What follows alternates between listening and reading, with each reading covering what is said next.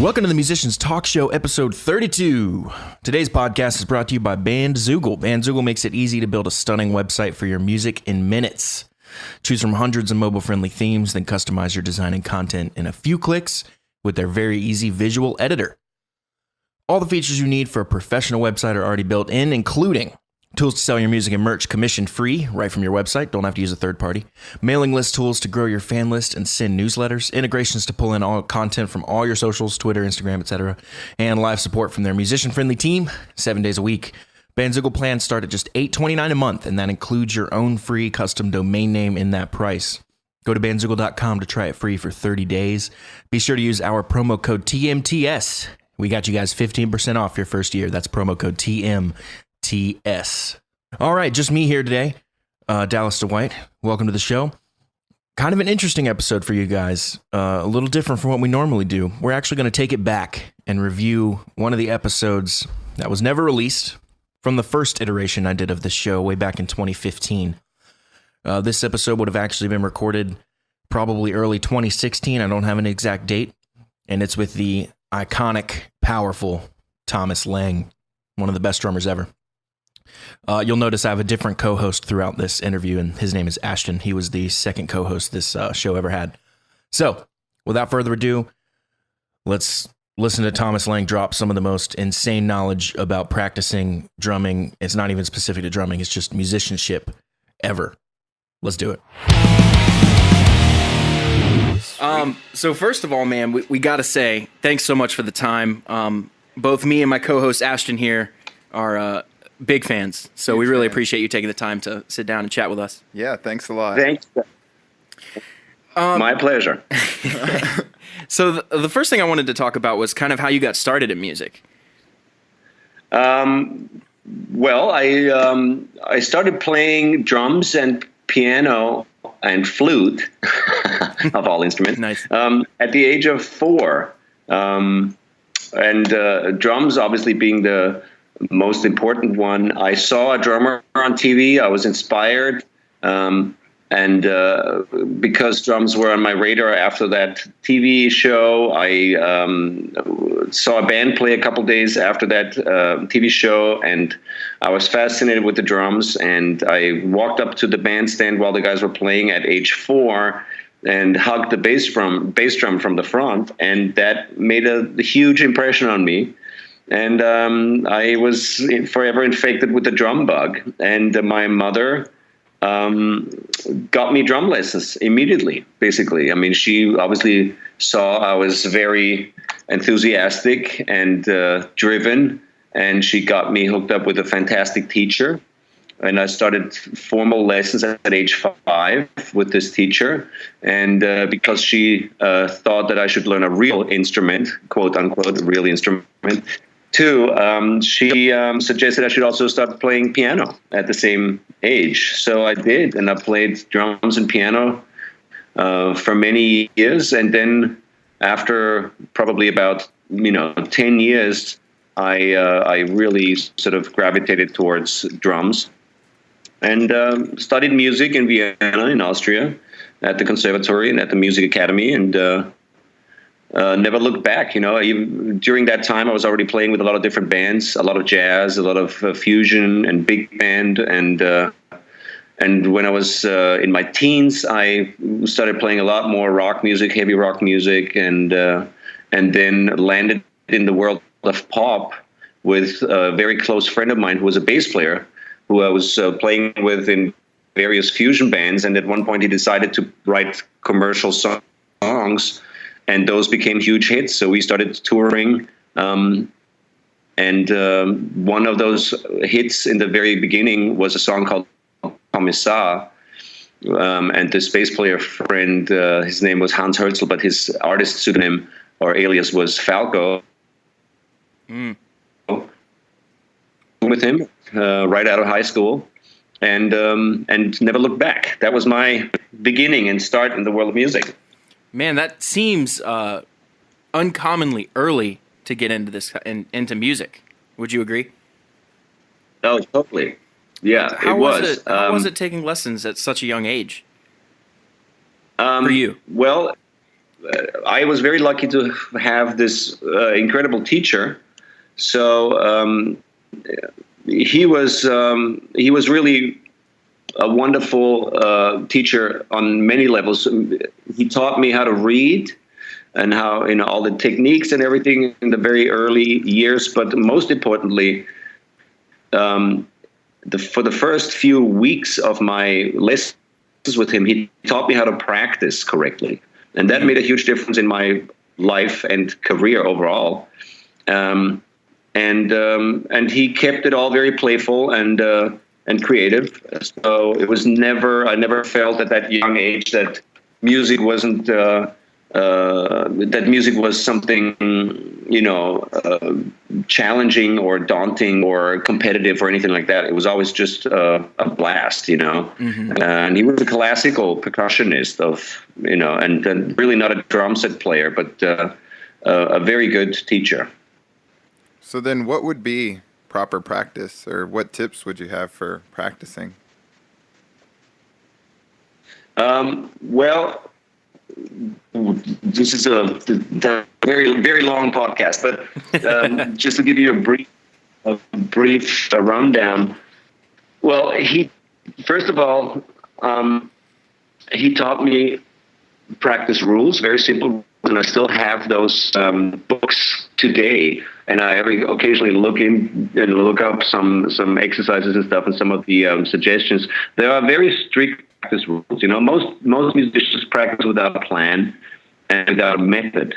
They just sort of stumble upon things that work for them, and they discover what is an efficient way of practicing for them specifically, and it develops over years and years and years of sort of very random practice to eventually figure out what kind of works for them.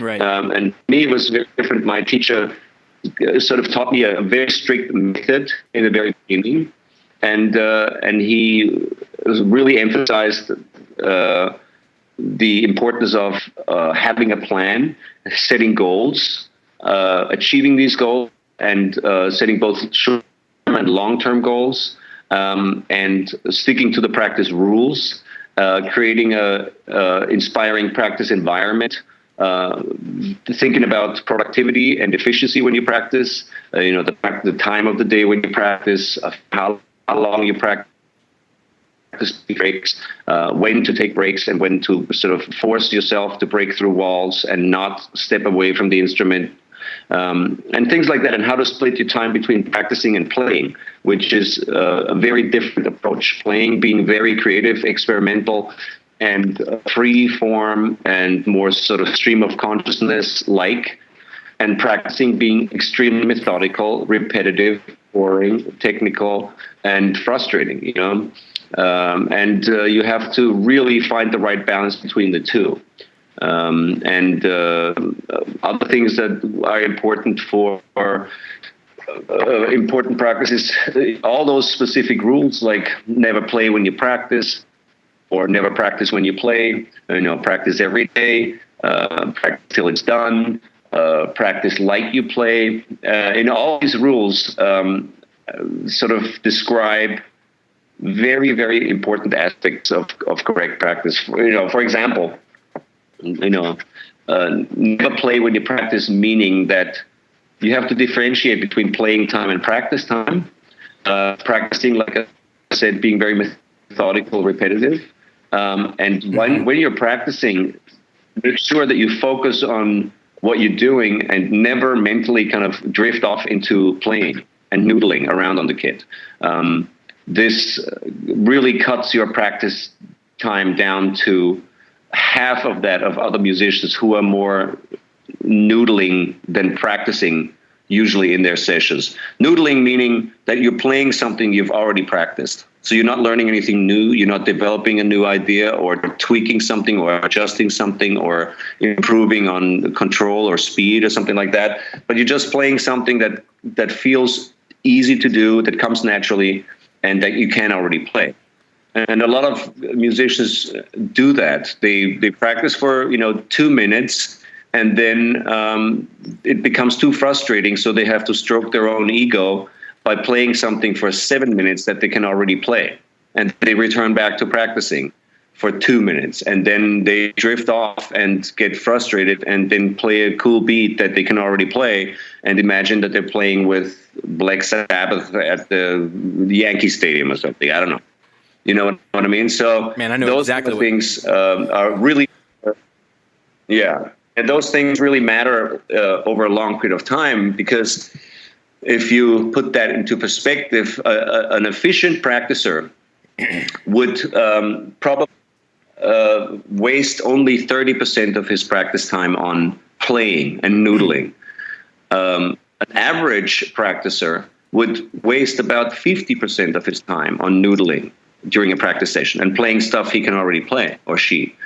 And 50% of your practice time wasted per session, over a period of 10 years, that's 5 years of your practice time wasted on noodling, on playing stuff you can already play. So this kind of refers back to setting goals, of course. You decide whether you want to reach your goal in 10 years or in 5 years, and that makes a big difference in your life, in your career, and so on. So these are all very important points that he made. Man, we're over here. So much to think about now. Yeah, we're over here with notepads, transcribe. No, not really, but Gosh. So these are rules that you still follow, right? Did I what? These are rules that you still hold today. Oh, absolutely. Yeah, absolutely. I mean, every time I sit down and practice, and these are rules that can be applied not only to practicing, but to life in general. It's always good to have a plan and to stick to it if it's a good plan. And it's also not a problem to change the plan, because you have to anyways regularly. Once you've reached or achieved a short-term goal, then certain things disappear from your practice schedule and get replaced by others.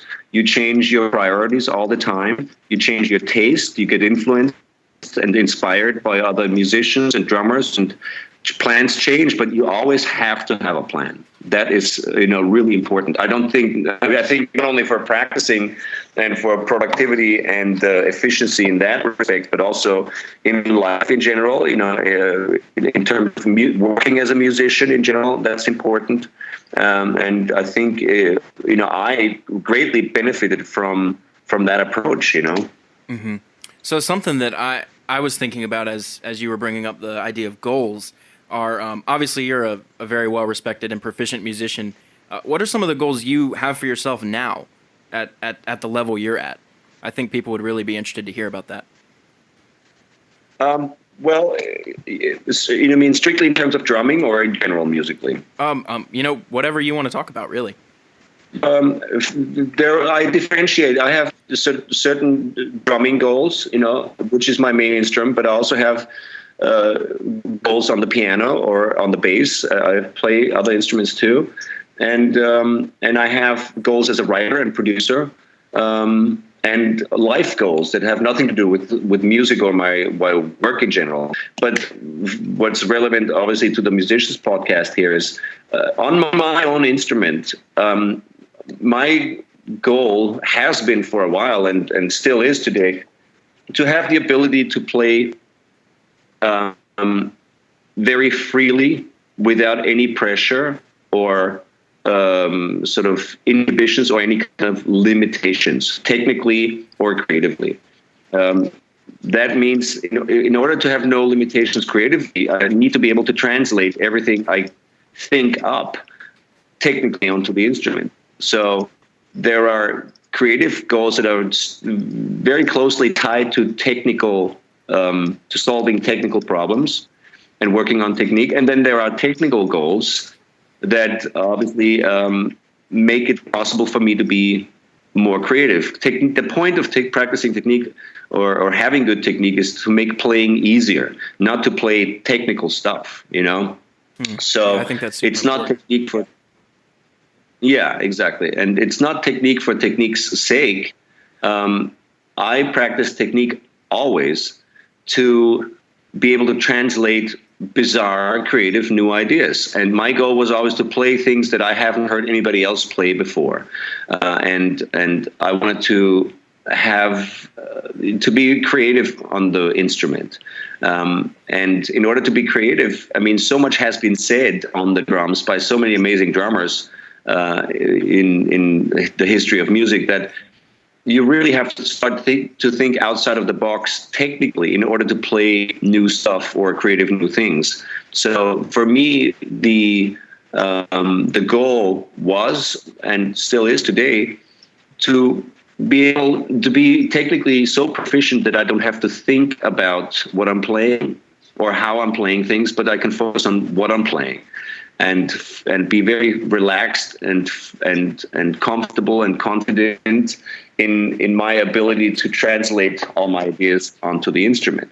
So that's been a goal for many years and still is a goal today. I mean, that's a never-ending process of improvement, of tweaking things, of constantly growing, hopefully, and challenging yourself both creatively and technically. So that's a goal still today. My goal as a musician in general is I write and produce a lot of music, and I have many goals in that area. Writing better songs, not meaning more commercial or more successful songs, but better songs that reflect what I want to say or express on different instruments, on the piano, on the bass, in regards to arrangement and production. So I have songwriting goals. I have production goals. I have goals. I used to play piano much more when I was a kid. And then I used, obviously, piano. I had to play piano at the conservatory as well. And I then completely neglected all piano playing skills or practicing for many years because I focused on drumming and on playing bass. So I want to return back to that, work on that. That's one of my goals. There's always more to learn in music theory, in arrangement. A goal of mine is to learn to sing. I never really learned to sing, although I had singing lessons also at the conservatory and solfege lessons, but I never took that very seriously. And today, and at this point in my life and career, that would be a very, very useful skill to have. So that's a goal. And the list goes on. I have a long list of both short and long-term goals, in many areas of expertise in the world of music.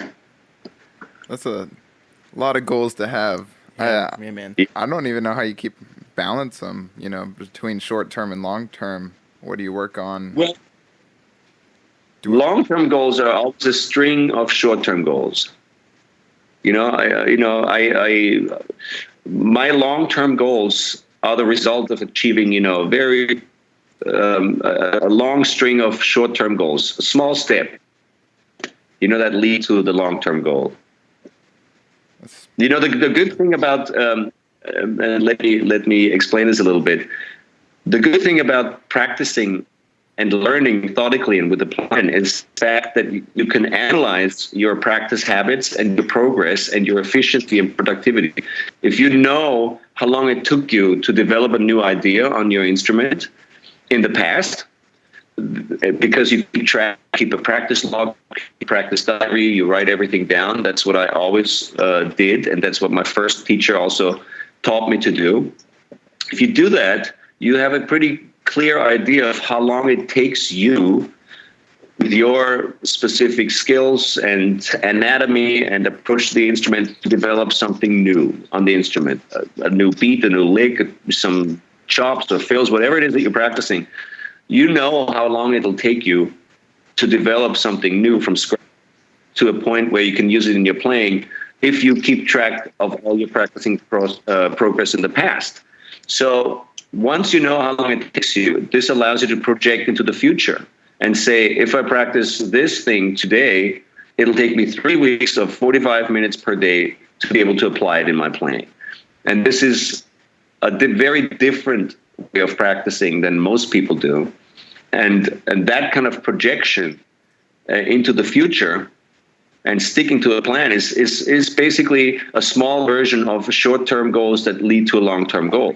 So throughout many, many, many years of practicing like this, using this approach and method, I've learned to focus, yes, to have long-term goal, but focus on all the small steps of short-term goals that eventually lead to, reaching and achieving that long-term goal. Man, yeah. So it reflects every in small bites. So you mentioned practice logs. I'm really interested to hear what would you say are the elements that go into a good practice log or an effective practice log? Well, first of all, you have to have one and take it seriously. And you can use the old school analog version of a calendar with a day per page kind of layout, or you can use the modern version of a utility app on your phone, which is actually very useful because you can set alerts and program times for your practice and very specific schedules that you then stick to. But the important things that you have to log are how long you practice every day, which is the most important thing. The second most important thing is what BPMs you're practicing at, each exercise. Another important thing is at what time of day you're practicing. Another important thing is why you're practicing something. Another thing is positive and negative comments about your practice session at the end of your session. And just to get into the details, number one, how long you practice. This is really the most important thing to log every day, because I'm sure you all know the 10,000 hour rule, and if you don't, it takes a minimum of 10,000 hours to achieve a level of excellency in any area of expertise. To achieve any level of professional activity requires a minimum of 10,000 hours of practicing or learning in that specific map. And that means, 10,000 hours equals about 3 hours, 20 minutes or something per day for 7 years. And 10,000 hours is really only your foot in the door with sort of professional drumming in this case. So you have to log every day how long you practice specifically, because this is a motivator. Every time you write down 0 hours into your app or into your practice log and diary, you feel guilty. And that kind of creates a little bit of artificial self-imposed pressure that hopefully drives you to practice more regularly and more hours per day. It helped me at least, And of course, all that matters is the amount of time you put into practicing. So this is really sort of the main reason for keeping a log, is to know how much time you spend and how fruitful that practice is. Again, this has to do with efficiency, of course, and not playing when you're practicing, etc. So how long you actually practice per day is very, very important to log. Then the BPMs, that's sort of logging your progress on an almost daily basis in small increments, which is a highly motivating factor. When you look back at your practice log, from last week, you see you practiced a full flammadiddle at 80 BPM, and this week you're practicing it at 110 BPM. So you can see and follow progress and improvement, which is highly motivating and very important, because practicing is frustrating. The third thing, the time of the day, for example, when you practice is important for productivity. Some people are morning practicers, others are evening practicers, Some people have jobs or other responsibilities in the daytime and can only practice at night. Or they have, maybe they're music students or musicians and they can choose the time of the day. So this, keeping track of the time of the day that you practice, and then looking back at the positive or negative comments after each section allows you to pinpoint at which time of the day you should be practicing. Every time maybe you're practicing in the evening, there are more negative than positive comments, which shows you that maybe you shouldn't be practicing in the evening, but in the morning instead, even if it means you have to get up 2 hours earlier before you do your part-time job or do whatever else you have to do. If practicing is important, then arrange your practice time of day so it's the most productive time for you to absorb new information, to be fit to practice with a high level of focus and concentration. Another important thing why you practice, for example, is priorities. You have to set a goal first, and goals are different, and they require different type of practice and a different amount of practice. If your goal is jazz drummer, it's a very different approach to practicing and playing than if you want to be a metal drummer. And you have to prioritize according to your goal. So that means if you want to be a metal drummer, then you don't have to practice brushes tomorrow, And if you want to be a jazz drummer, then you don't need to work on your double bass drum technique today.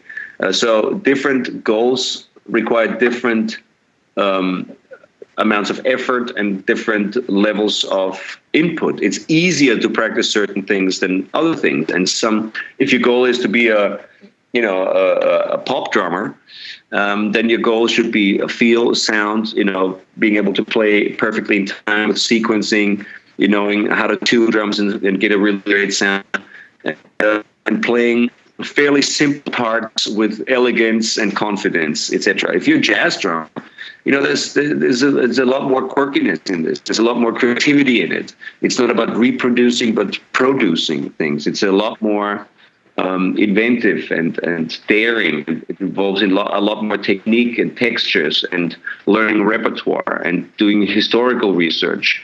And really spending years just on feel and getting the swing feel right, working on brushes and things like that. And those things are more time consuming, so they require more and longer practice per day. And then you look at your goal, and this is why the why in your practice log. Why are you practicing this thing every day? It's important to look this up. And double check, is this still your goal? Is this still really what you want to do? Is this, the vision that you have of yourself 10 years down the road? Do you want to be that jazz drummer, or has that changed in the meantime? Maybe you want to be that guy anymore. So, the plan can change, and it's important to remind yourself every day, is this really a priority? Should I be practicing this, or should I focus on something else, etc.? And then, positive and negative comments about your practice sessions every day. Again, this reflects on productivity, on efficiency when you practice. This helps you gauge how long you can really focus on one particular thing at a time. And it helps you to condition yourself to focus intensely on one particular thing for longer periods of time. If you figure out at what time of day you should be practicing, and the list goes on. I mean, this is literally only the beginning and scratching the surface of the mysteries of practicing. So one last thing, staying on the practice subject for just one last thing here. You mentioned earlier the difference between playing and practicing. What do you feel that difference is? Well, practicing, again, is repetitive, methodical, usually very frustrating, and not necessarily a fun experience. It's extremely hard work, especially the mental aspect of it. Of course, it can also be the physical aspect, but it's mind over matter always when you practice. And the key really is to focus your mind and force your mind to tell your body to do certain things that it's never done before, and condition your body to do new things and learn new movements and skills and control, etc. And this is usually very frustrating, but it has to be. That's the nature of practice or learning anything new. You are constantly kind of groping in the dark, and you're constantly failing when you're practicing. That is the nature of of the experience and of learning any new skill or any kind of athletic training is the same thing. You push yourself mentally. You push your body to a point where it just doesn't want to do this thing anymore, and it fails. And then you stay at that point of failure, and by kind of lingering at that point, you are improving. And by slowing things down and doing it again until you're failing, and then taking one step back and failing again, and doing it over and over again until there comes a point where the sequences of the time between all these failures becomes very short and eventually disappears. And that's when the practice becomes a success. And you have to maintain that really methodical and very rigorous approach to it. It's conditioning. And playing is something completely different. Playing comes from an emotional point, and it comes from a desire to express yourself. It comes from feel.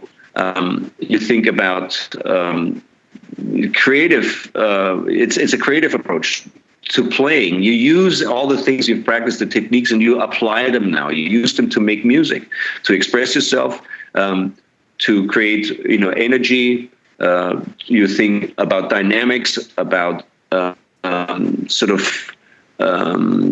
dynamic proportions and fluctuations in energy and expression, and you play with sort of greater mental and creative and artistic concepts. It's not repetitive necessarily. It can be, of course, but it's not. You're not forcing yourself. I think for me, playing is more like a stream of consciousness type approach. You surrender yourself to the music, and you just kind of jump on that train, whatever it is, that particular song or that particular section in a song, and you just ride it along and you just enjoy the ride. And it's not a very sort of self-indulgent activity, whereas practicing, of course, is. You're just focusing on yourself. It's all you.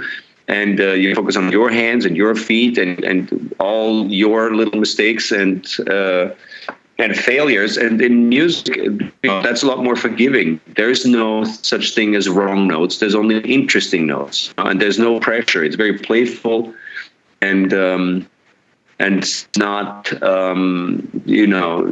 there's it's an easy cruise, as opposed to practicing, which is always a real uphill struggle. Mm-hmm. So where would you say you first started, I guess, getting this mindset of being very hyper-focused and goal-driven? Where would you say that all started for you? I think in my first drum lesson, when my teacher started to teach me how to practice. I mean, this was the first time I became aware of goal setting at all. I mean, I was 5. I didn't have a clue, So, he really explained to me that if you want to achieve something, and again, this applies to life in general as well, then it's good to have a destination in mind first. You have to have a goal in mind first in order to pursue it. And a lot of people don't have those goals, simply. They don't know what they want to do in 5 years or in 15 years.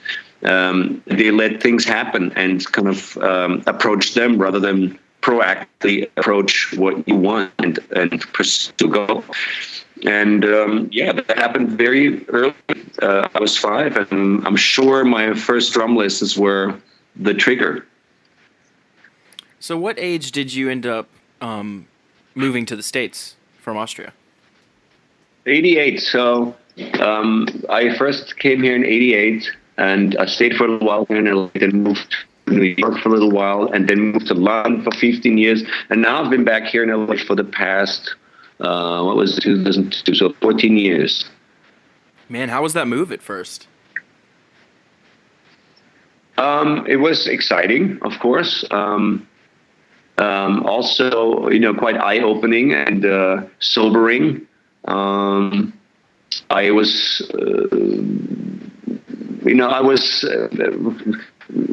ironically, I was very successful at the time already because we were touring a lot, with Falco. And we had number ones here, for weeks and weeks, and we were really the biggest band around, and worldwide, and we were touring worldwide. So it was, I entered the music industry at the very, very top, and it's been a steady decline ever since.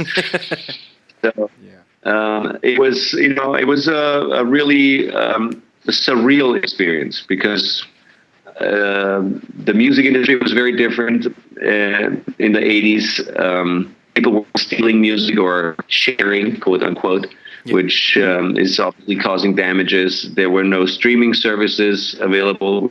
Of course, the death of the recorded music sales, and the music industry was very healthy. So it was and being in LA at the time, it was a bit of a dream come true. It was the big world. It was all glitzy and gritty at the same time. So I got the full panorama of positive and negative experiences. But it was exciting, But it wasn't what I wanted at the time. And so I didn't stay, and I moved to London, and I lived there for 15 years.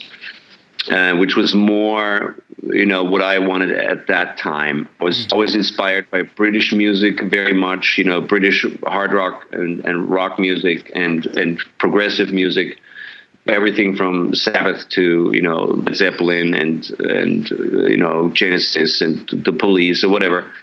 All those bands I thought were really hip, and that was more the music that I was interested in playing, and in England there were more people that I wanted to work with, and also had more contacts, and it was Europe, so it was easier to travel from England to all places all over Europe rather than from here.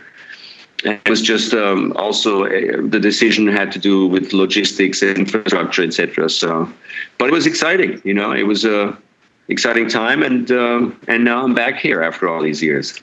Nice. So, kind of going to a little different subject, we love asking the question, do you prefer session playing or live playing?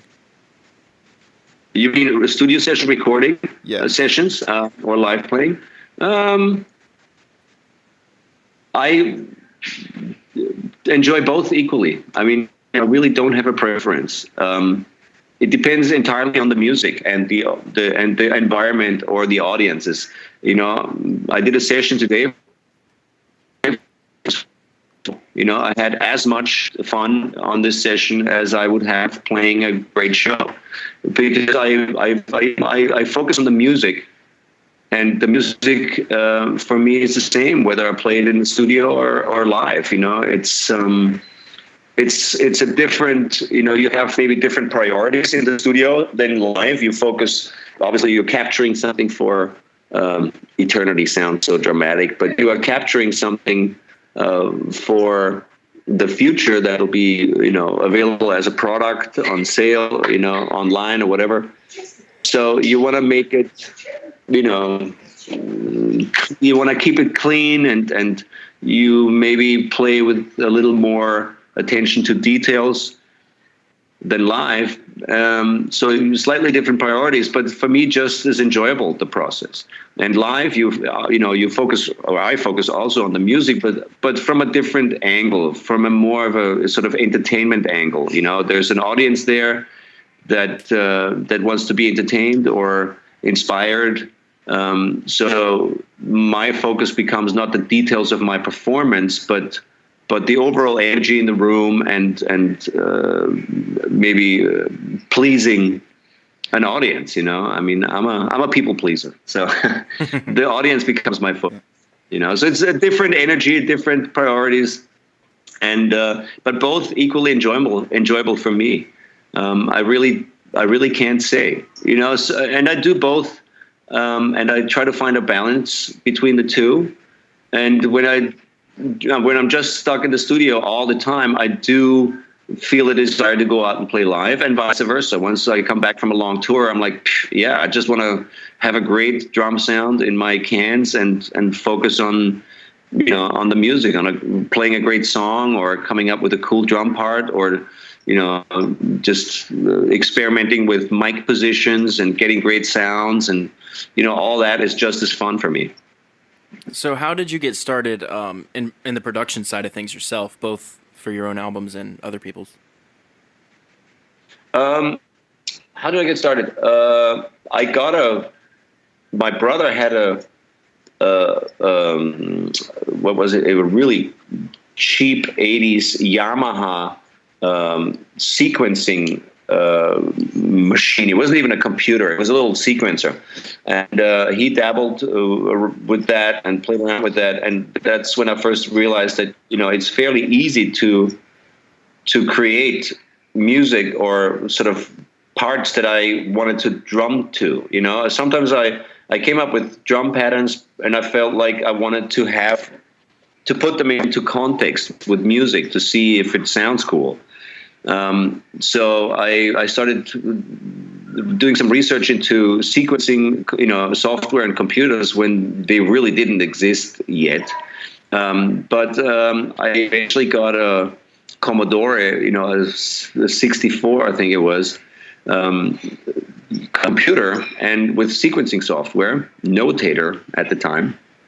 And then I got a Atari Mega ST or whatever it was, whatever, computers were out there and available for music composition software and programming software. And I got my hands on to those very early, and probably must have been like early 80s or something.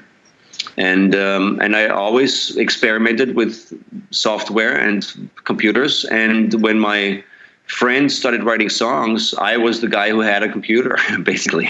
That's how I ended up becoming a producer in many situations. And I knew how to work it.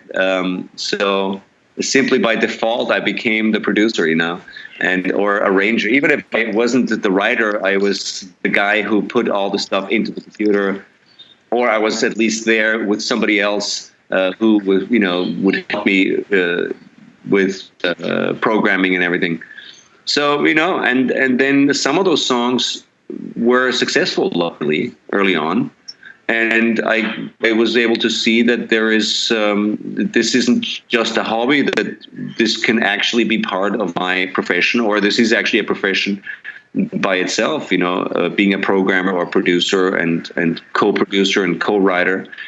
And once I saw my name on albums that were released, and I was credited with songwriting or production, and I saw checks come from various agencies from all over the world, then I was like, okay, this is a good thing. I should do more of that, and that's how. I mean, it also became a business, obviously. Mm-hmm. And once, as I'm sure you guys know, once you get paid for doing something, then you're a lot more motivated to do more of it. Right. Yeah. So what were some of your favorite projects? Oh, sorry. What I was going to say is, what are some of your favorite projects that you've worked on? You mean as a producer or? Producer. Or in general? A producer. Well, Falco, my favorite, because it was the most successful one, and it was one of my first, or the first, real sort of big time experience. And then, of course, I like working on my own records. Those are usually the most fun, because I'm not only the producer, but I'm also the writer and the musician on it. So I have a sort of multi-layered and multi-dimensional experience just producing. I never really produce anything where I'm not involved as a writer or musician as well. And I never did that in the past either. I mean, I don't take sort of producer jobs, where a band wants to make a record. I mean, I've done it before, and they're fun experiences, but from an artistic standpoint, it's not necessarily the most satisfying. So I don't do that anymore, really, but, I would say some of my solo records, like Humaflex or some of my solo albums, I released some records under Tom Lang in the 90s. Stork albums, etc. Those were fun to produce for me. Well, what about some of your favorite projects in general, like you mentioned a second ago? What are my favorite projects in general? Yeah, outside of the production side of things. As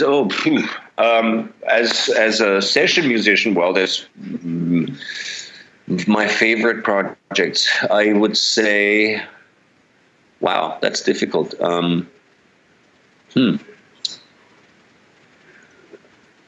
I honestly, it's probably whatever I'm working on right now. Nice. I'm writing and producing a singer named Jeannie Luke. She's super talented. She's a multi-instrumentalist. She plays violin with Meatloaf and does a lot of session work here in LA. And she is a great piano player and singer. And I'm writing songs with her and producing her record. And whatever I'm involved with right now, it's usually my favorite thing. I mean, I try to really get into the music. Also, when I'm doing sessions, and obviously I've done many in the past, and I do a lot of sessions here in my studio in LA, remote sessions and online sessions for people, but also sessions in studios in LA. And I try to really get into the music, and that for me is always very enjoyable. And very sort of satisfying. It's not necessarily sort of the after effect, the commercial success of something or the lack thereof. I really am not bothered with that at all. I mean, I'm happy for everybody when something becomes successful and I'm part of it, even better, fantastic. But that's not the point of it for me. The experience of creating is really the enjoyable part. So, and I've played on some great records and some very successful records in England. I work with a lot of big pop acts, and it's always enjoyable to hear yourself on the radio when something becomes successful. But the true joy for me, and I know this may sound really corny, but it is the process of making the stuff, So yeah, I think right now, for example, I'm planning something. I don't even know what it's going to be or what it's going to be called, but I have a rough vision of what it should sound like in my head, and that for me is a super enjoyable time. I'm still kind of pregnant with the idea. And it has to simmer a little longer and grow, but that for me is a very enjoyable process. Thinking something up and then slowly stepping into the phase of recording it and writing stuff for it and producing it. I guess it's the creative aspect of the whole activity that really is the most enjoyable thing for me. You asked about specific projects. It's not a specific project. It's the process of all the projects. That's a good answer. Yeah. So, who are some of your favorite up-and-coming drummers or up-and-coming bands or something that caught your ear, maybe recently? Up-and-coming drummers. Wow. At the moment, drummers I like and enjoy listening to and that have become friends of mine, and I've invited them and featured them at my camps and stuff, are, for example, Matt Garska, I like very much, or Gergo Borlai, I like very much. I like Chris Coleman. I like who else? I like Mike Mitchell. I like who else is out there? Who else is young and up and coming? I don't know, but those kind of guys. I like guys who are. Yeah, I'm a little over the whole gospel chops thing. Mm-hmm. There's so much out there, and everybody sounds the same, and everybody's a good player and everything. But I really miss sort of concepts in that style of playing. It's very sort of connecting the dots, you know what I mean? It's all linear, then there's a few non-linear phrases thrown in, very basic kind of rudimental stuff. And it's great, and it's played with great energy and enthusiasm, and it's really fun to watch and great. But, it's very brawny and not, brainy enough for me. I want like a nice combination of sort of linear playing and non-linear playing. And I like players who are like that, who can do both, you know. And I'm not trying to diss like the gospel chop scene or anything like that. You know, I love it. It's great drumming. But for me personally, it's just a matter of taste. You know, I like to hear more conceptual stuff in music in general. And I like players who have that ability. And, you know, I like players who have, you know, 2 great hands and 2 great feet, you know. And for me, just single kick players, I think that's nice and fun, but really old school and kind of not. I'm very much interested in more sort of independence stuff and involving all 4 limbs when you play. And I find drummers interesting who have that ability, whether they're young or old, doesn't matter. But of the young guys, you know, some of the, I think, more impressive ones are definitely, you know, Gergo and Matt Garska. I think he's great. There's a few, who are these guys? I forget their names. There's a bunch of interesting kind of gent-type progressive metal players out there who really have great skills. I love Mark Giuliano, for example. He's a great player. Something completely different, more jazz, fusion-y. And, you know, I love all drummers, to be honest.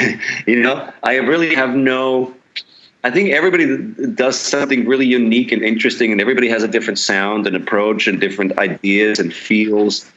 But, you know, strictly from a ego drum nerd perspective, you know, I like guys with 2 great hands and 2 great feet who can play both linear and non-linear stuff and who have great independence, great feel, great time, and a great sound, you know, no matter how old they are. So what about some favorite bands you've been listening to recently? New or old? Doesn't matter. Okay, favorite bands recently. Let me think. Man, I'm listening to a lot of. I listen to either classic rock, really, or disco music. Nice. Good choice. I love disco music. Yeah, I love like full on disco, and I listen to a lot of radio in the car and stuff, like hit radio, whatever's in the charts right now. I'm interested as a producer and songwriter, so I kind of do research on the radio. And I like some of the songs up there, but what I listen to as a musician and as a you know, session person and artist is really handmade music. So I love listening to anything that's before the mid 80s. A lot of 90s stuff and anything now in the last decade is computer generated. There's a lot of programming, a lot of sequencing going on, a lot of drum loops. Mm-hmm. And I really am not a huge fan of that. And a lot of the very new stuff is all programmed. And if it's rock or metal, then it's also programmed. Or at least it's beat detected and quantized and sound replaced. So everything kind of sounds the same. And I love listening to music where you really hear the nuance of the recording and the artist or the musician's performance. And you can really tell that this is a concert tom, you know, and it sounds weird. You can hear the microphone, you can hear the drum hit, you can hear the room and the ambience and you know, the stick attack, and every stroke sounds a little bit different. And I just love music with that much nuance in it, and where everything's handmade and hand played. So a lot of the soft rock and rock music of the, you know, 60s and 70s into the 80s is like that. It's all human performances, real people playing real instruments without any, you know, technology involved. And I just love that. That for me is the most enjoyable thing to listen to. And I like groovy music. So disco and funk is really the best place, you know, for that, you know, and it's all sort of beat driven music. Drums are really loud in the mix. It's dance music. And I just love the sounds they were getting back in the day. All that vintage equipment, all the, you know, those incredible preamps they were using in the microphones is just beautiful to hear. Even still today, I think it holds up. And I find it a lot more exciting than than like some, modern contemporary super technologically tweaked, killer performance, because a lot of the killer performances that you hear on records, today, when you hear the band play live, it's not killer. It's the opposite usually, or often in many cases. And there's not many bands out there who can really pull off what they put on a record. And a lot of the stuff that I hear, is the bands are better, editors than players. And there's a lot of editing going on in the computer, and the performances aren't really hot. Hear it live. So I like anything that's real. That's interesting. Yeah, I've definitely heard a lot of the sampled and the beat detective stuff, like you say, and that seems to be a trend in music nowadays. Yeah, it's been a trend for many years, and it's getting a little boring. And it was cool for a while, and but I think people should find their way back into real performances, even if they're not perfect. At least they're human, and those little imperfections are charming, and they contribute to the feel and the energy in the music. And it's the magic that you can capture on tape. That is those imperfections and sort of that energy when people are playing together. I love that, and I hope it's coming back, in a bigger way, because I think that's really where the magic happens, in human performances and not some computer generated stuff. Right. So shifting gears one last time to perhaps what will be the last topic of this incredibly awesome interview. Again, thank you so much for coming on. I want to talk a little bit about the music industry, which you touched on a little bit a few minutes ago. We see a lot of streaming and social media kind of taking over, and everything's moving online, like you said. Even the production of music is moving online and digital and stuff like we were just talking about. How has that affected you, and what are your thoughts on the whole deal that we're all dealing with right now?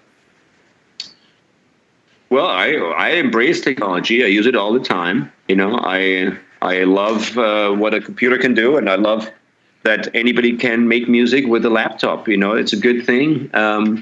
What is not a good thing is that everybody can also upload their music, even if it's terrible, and the audiences and listeners have to swim through an ocean of crap before they can find a drop of great music or something really valuable and creative. And I'm not trying to sound arrogant here, but a lot of music that gets out there today is not great. It's often music that's not made by musicians, and fair enough. Joseph Beuys, the very famous German artist, said that anybody can be an artist. I disagree with that, because music is art, and it's more than that. It's also entertainment, and it's obviously a business. And there's a lot of people out there who make music for the wrong reasons, for strictly business reasons, because they want to be successful or famous, or they want to make money. So they make music that they think is commercial, or they write something shocking and provocative, so they get views and on YouTube, and all the fans listen to the music with their eyes on YouTube instead of with their ears, and they pay more attention to the videos and to the overall production of the video and whatever is going on in the video than to the music. And that's fair enough, that's entertainment, cool. If people dig it, totally cool. But to me, it doesn't necessarily qualify as great music, So there's a lot of, in my opinion, really mediocre or bad music out there today, which is a result of technology and people's ability to become producers and writers without any production or writing skill, or without the ability to play an instrument or know anything about music. It's like anybody can be a pilot today. You know what I mean? So if you've got a simulator, just grab a thing and fly some people around. I think you have to have a certain qualification. And for me as a musician, and this is just a taste, some people like meat, others are vegetarians, and I personally, I like music that is evidently made by musicians, And technology, as great as it is, and as much as it allows everybody today to make music, even musicians, technology is great because now musicians have control over their own productions. We can make our own records. We don't rely on big budgets from record companies to pay for large recording studios. That's all positive. We can exchange files online. We can work with people via the internet and do remote sessions and collaborate with people all over the world. And we can market and sell our music. We can upload it to, iTunes and Amazon and CD Baby and what have you. And we don't need the big record company dinosaurs anymore, which is positive, thanks to technology. And on the other hand, you have the negative side, which of course is that we don't have record company executives who are experienced in music and gauging and analyzing the quality of performers. They're kind of the bullshit filter that is now missing.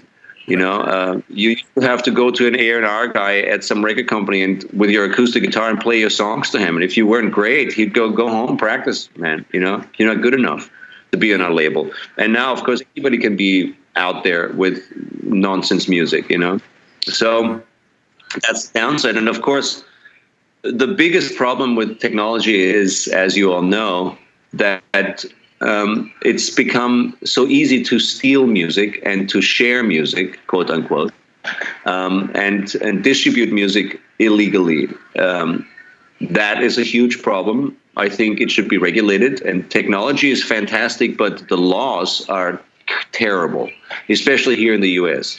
And it's become a bit of a petty crime to steal music. I mean, most people have 4,000 songs in their iTunes library. They listen to 200, Right. 4,000 songs, that's $4,000 in damages right there, if a song costs whatever, $1, 99 cents each. So, people don't think about that. This is all money that's now missing in the music industry, and that has to be earned in new and different ways. And yes, there are new and different ways with technology. You can monetize videos and get ads and this and that, blah, blah, blah. But, it has changed the paradigm. And, I think there are at the moment still more negative aspects to this than positive ones. And I think the technology is great. I embrace it. I love it. Everybody should have it.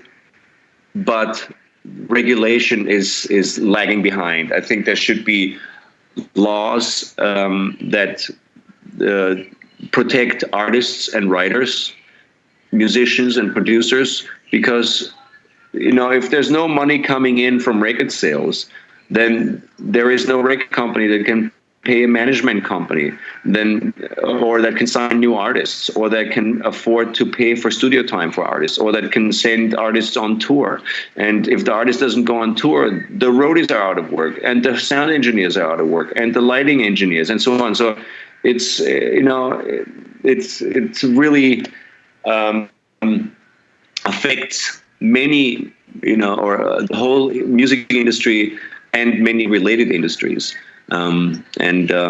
As much as I love the technology, I think the laws should be changed and updated. And I think that streaming services should be illegal because they don't pay fair royalties, and it's not a fair use of music and intellectual property that somebody else created, Yeah, and I think a lot of kids grow up would agree with you. Yeah, and anybody who's a professional musician would agree with me, because this is the money that is missing in the world of music, which, ironically, all the young musicians are many are totally pro streaming services, and because they don't know what it was like before. They just think it's cool to have their music out there and people will find it, magically, and then buy their record. But the problem is nothing competes with free. If your music is already out there and it's for free on a streaming service, nobody's going to buy your record. It's already out there for free. Why would people buy the record? Maybe they buy a T-shirt at your show, or, take the record home if you give it away for free with the T-shirt. But nothing competes with free, and that's the problem. And what costs nothing is worth nothing. So a generation of young musicians grows up with the attitude that music should be free. And if it costs something, it's an outrage. Why would I pay for that? Ugh, you know? Mm-hmm. So, and I come still from a very different sort of, attitude. I think music is valuable, and it costs something to make the music. Somebody had to think it up and record it and invent it and write it, produce it. It required skill to do. It was expensive to do. You had to hire studios and musicians and engineers and what have you. And it has value, monetary value. It shouldn't be free, and it's not fair to take it and steal it and distribute it and let everybody have it for free. You know, I think there should be a price tag to it, just like there's a price tag for a gallon of milk. You know, so so technology good, regulation bad. Yeah. So what advice would you have for young artists who are trying to navigate the modern music industry? Well, I would, first of all, never give away my music for free. I know a lot of young artists think that it's publicity and promotion, but it's not. You're just giving it away for free. And this is your product. You know, I understand, that many young musicians put their music out there because they hope that somebody finds it on Pandora or Spotify, whatever, or Rhapsody. And they hope that because they're out there, people come to their shows. And yes, that is true in many cases. And yes, it's a great vehicle for publicity promotion. Fantastic. The best, thanks to the technology. But the problem is that the vehicle for publicity and promotion is the same vehicle that for sales, and they cannot be the same. So my advice to young musicians out there is find a way to separate your publicity from your sales to make money, because you need to make money to be a professional musician. You can only call yourself a professional musician if you make a living playing music and selling music. That's it. That's where the money comes in. It's not just live performances. That has become such a weird scene anyways. So you have to really make sure that you develop a good sense of business early in your career. Learn to monetize everything you do. Don't work for free. Don't give your music away for free. Learn to market your music and sell your music yourself. You don't need to rely on major labels or anybody like that, but sell the music. Don't give it away for free. Make your fans or let your fans show you that they really appreciate what you do. Not only at a show, but also let them put their money where their mouth is. If they say they love it, then come on, spend those dollars on that band, support the band. It helps everybody in the band and around the band. And I think a lot of young artists have to educate their fans and audiences to really truly support them. And true support of an artist is always money. Just coming to the show, doesn't pay the gasoline for the band, because a lot of times, even during shows, bands just break even. There has to be that extra that is generated via record sales and publishing and licensing. So my advice is educate your audiences. Don't give your stuff away for free. It has value, and learn to do many things. Not only to play to the best of your ability, but also to learn a little bit about licensing laws and intellectual property laws and music entertainment law. And do everything. Be a jack of all trades. Be a player and a writer and an arranger and a producer, and be a marketer and a publicist and a sales manager, and be the T-shirt designer and be the stage manager and the van driver all at once. What a great way to end this podcast. Yeah. So Thomas, where can our listeners find you? Well, they can find me on Thomas Lang Drummer online, www.thomaslangdrummer. They can find me on Instagram at Thomas Lang Drum, also on Twitter at Thomas Lang Drum. You can also find my websites for my Thomas Lang Drumming Bootcamp. The website is thomaslangdrumcamp.com. You can find my Big Drum Bonanza online under bigdrumbonanza.com. And I just opened a brand new online drum school called Thomas Lang's Drum Universe, which you can find under thomaslangsdrumuniverse.com. Nice. Well, Man, Thomas, thank you so much. man. Yeah, man. We really appreciate this. And I know beyond the shadow of a doubt that our listeners are going to ring this podcast for every drop of knowledge you gave us here. So thank you so much, man. I hope so. Thanks, Ashton. Thanks, fellas. Yeah, we'll talk to you soon, I'll Thomas. talk to you Thanks, guys man. soon. All right. Take care. Hey guys! First of all, thank you so much for listening. If you could please take a quick moment to subscribe on iTunes and leave a rating and review. Your feedback seriously is really important and it helps us keep the show alive. Check out musicianstalkshow.com to sign up for our mailing list. If you do, we're going to send you our main theme song and a few other surprises. Plus, you'll always be the first to know what episodes are coming up. If you want to help support the show so we can keep putting out the highest quality content possible, please follow the Support the Show link at our website and consider donating to our Patreon page. Lastly, if you have an idea for a guest or a question you want to discuss, contact us through any of the contact forms on our website, and we'll do everything we can to make it happen. Whew, all right, that was a lot, but we got through it.